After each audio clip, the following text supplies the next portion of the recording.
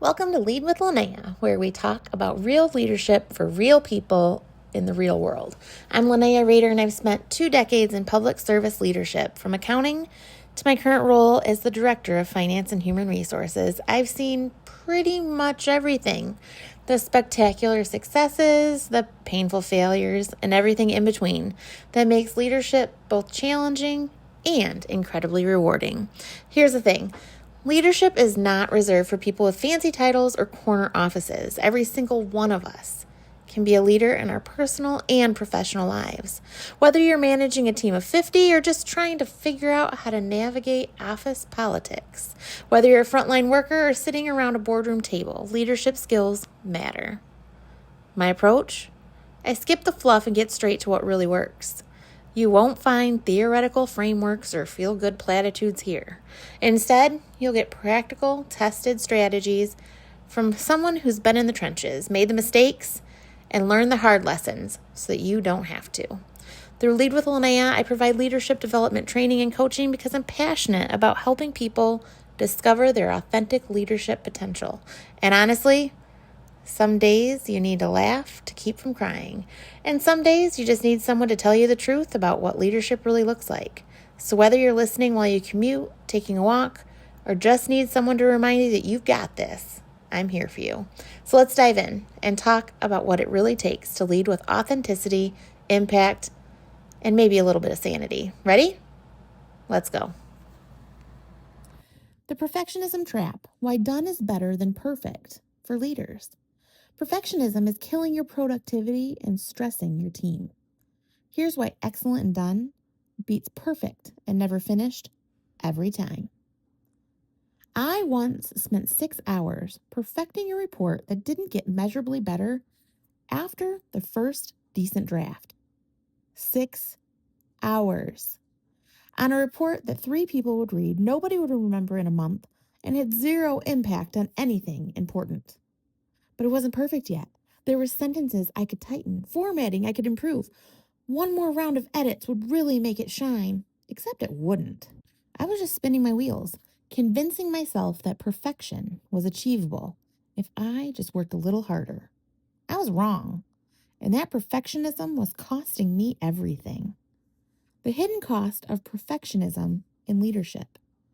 Perfectionism means you'll never be happy with what you're working on, and you'll get further and further behind. You don't have time to be perfect, and it's a standard you can't sustain anyways. I've spent countless hours perfecting projects that didn't really get better after the first solid draft. At some point, you're just spinning your wheels. Excellence is achievable. Perfection is a myth that keeps you stuck. Oh my goodness, have I over-perfected projects? Oh yeah. I struggle with trying to make everything perfect, and the result is not finishing anything.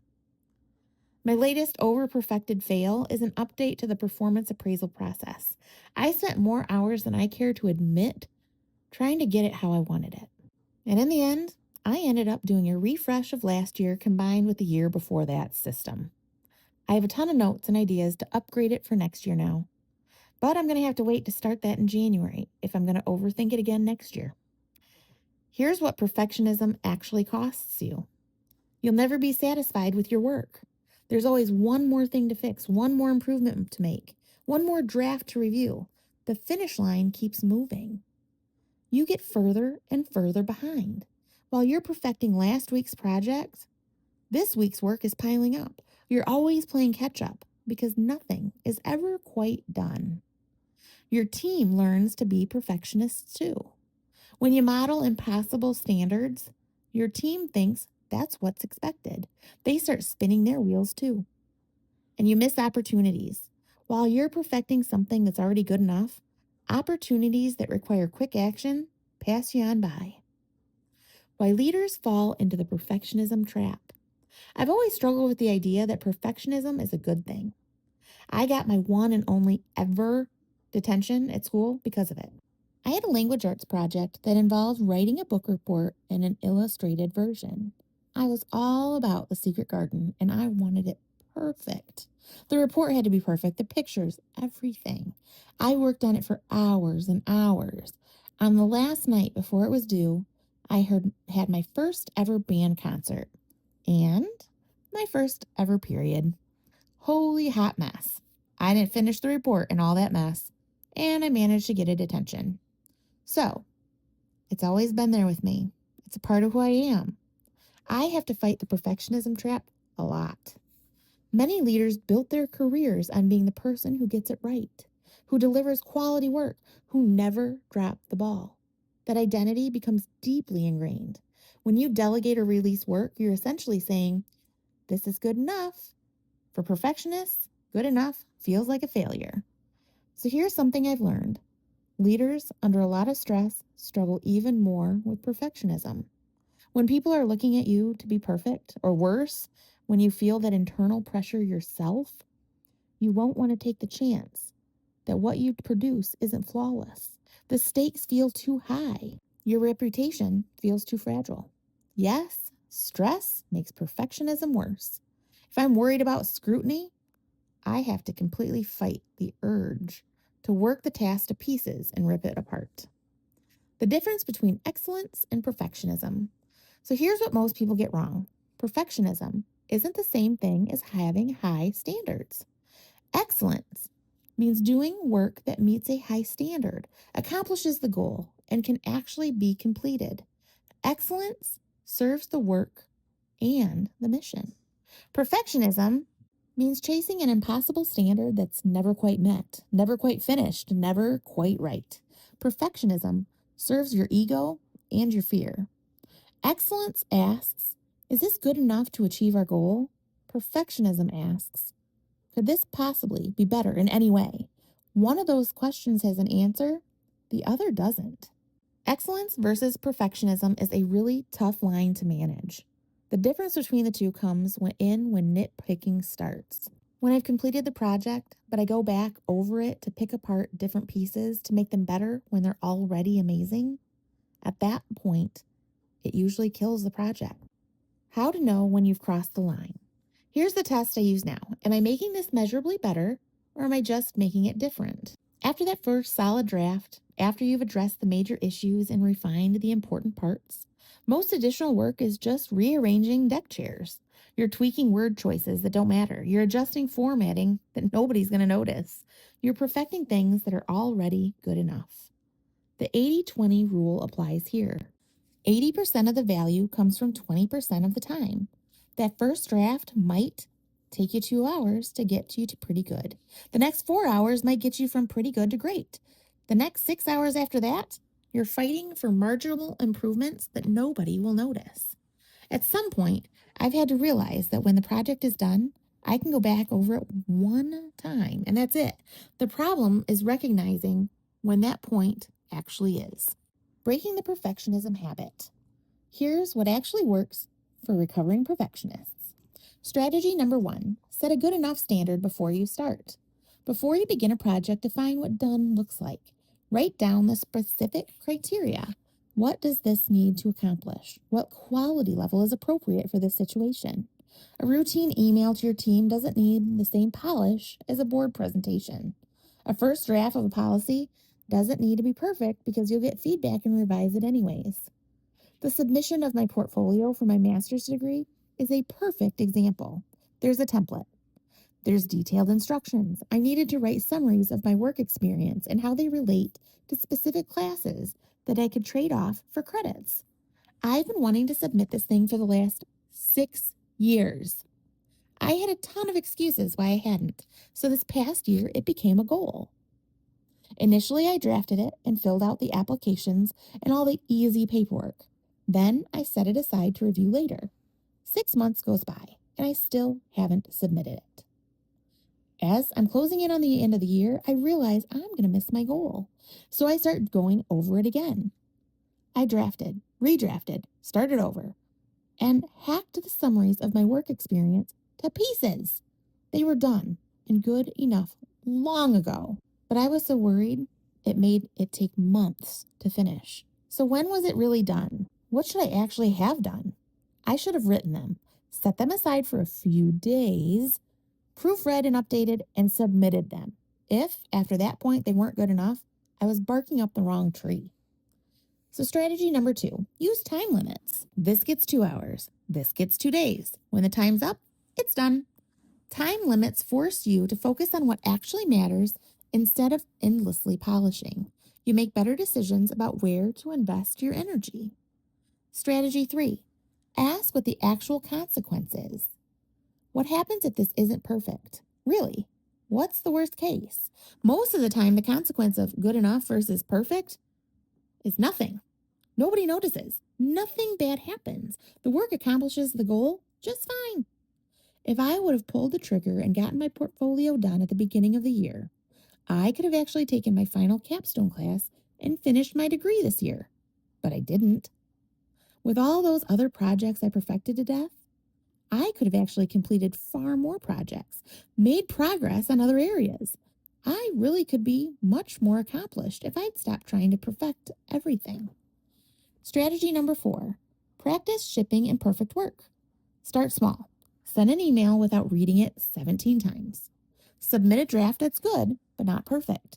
Turn in work that meets a standard, even though you can see ways it could be better. Notice what happens. Usually, nothing. And in that nothing, you start to realize that perfect was never required. I've gotten much better at fighting perfectionism this year.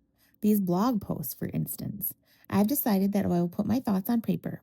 I'll review them, edit them, and save them. Then, when I go to record them for YouTube, if I find something that I want to revise, I'll do it. But that's it. That's how I am able to maintain my authenticity and not overdo each one of these things. When perfectionism is actually procrastination. So here's an uncomfortable truth. Sometimes perfectionism is just fear wearing a disguise. I can't share this until it's perfect. Often means I'm afraid of judgment. Just one more round of edits. Often means I'm avoiding the next scary task. Perfectionism feels productive. It feels like you're working hard and caring about quality. But sometimes it's just a socially acceptable way to avoid taking risks or facing criticism. I use my perfectionism as a disguise for procrastination all the time. I'm always trying to find the best outline, the best plan, the best way to accomplish something. If I haven't found the perfect way to start, I procrastinate. I'm afraid if I don't have a good framework, I'll spin my wheels, I'll make a mess of the project, and won't deliver something I'm proud of. So what excellent and done actually looks like. Since I've started practicing excellent and done instead of chasing perfect, everything has changed. I get more done. My team moves faster because they're not waiting for me to finish perfecting things. I have time to focus on the work that actually matters instead of endlessly polishing work that's good enough. And here's the surprising part. The quality of my work has not suffered because most of what I was doing in those extra hours wasn't making it better anyway. The time I freed up by letting go of perfectionism, I've been able to write these blog posts, launching my coaching business, and actually make progress on goals that matter instead of endlessly polishing work that was already good enough. So your perfectionism challenge. This week, practice excellent and done on one thing, just one. Pick something relatively low stakes. Get it to good, then stop, ship it, move on. Notice what happens. Notice how it feels to let go. Notice whether anyone else even recognizes that it's not perfect. Start building the muscle of completion instead of perfectionism. Because your job as a leader isn't to produce perfect work, it's to make good decisions, move projects forward, and help your team succeed. And every hour you spend chasing perfection is an hour you're not doing any of those things. Excellence is achievable. Perfection is a myth that keeps you stuck. So this is one of the 10 leadership habits you should break in 2025. Read about the other 9 bad leadership habits in the blog post that I've linked in the blog. Are you struggling with perfectionism as a leader? I help managers break habits that hold them back and build sustainable leadership practices. Schedule a free consultation today. Are you a recovering perfectionist? What is helping you let go? Share in the comments below. Thank you for joining me today on Lead with Linnea. I hope something we talked about resonates with you and gives you a tool you can actually use in your leadership journey. Remember, leadership isn't about being perfect. It's about being intentional, authentic, and willing to keep learning and growing. You're going to face situations you never saw coming, make decisions that feel impossible, and sometimes wonder if you're cut out for this whole leadership thing. It's normal, it's human, and that's exactly why we need leaders like you who are willing to do the hard work. If today's episode sparked some ideas about training or coaching for you or your team, I'd love to hear from you. You can reach me at Linnea at leadwithlinnea.com or give me a call at 269-621-5282. Whether you're looking for one-on-one coaching, team training, or need someone to speak at your next event, let's talk about how we can help you and your people become the leaders your organization needs. You can find more resources, read my blog post, and learn more all about my services at leadwithlinnea.com. As always, carry social kindness with you everywhere you go. This world needs you and your positive mindset. Until next time, keep leading and keep growing.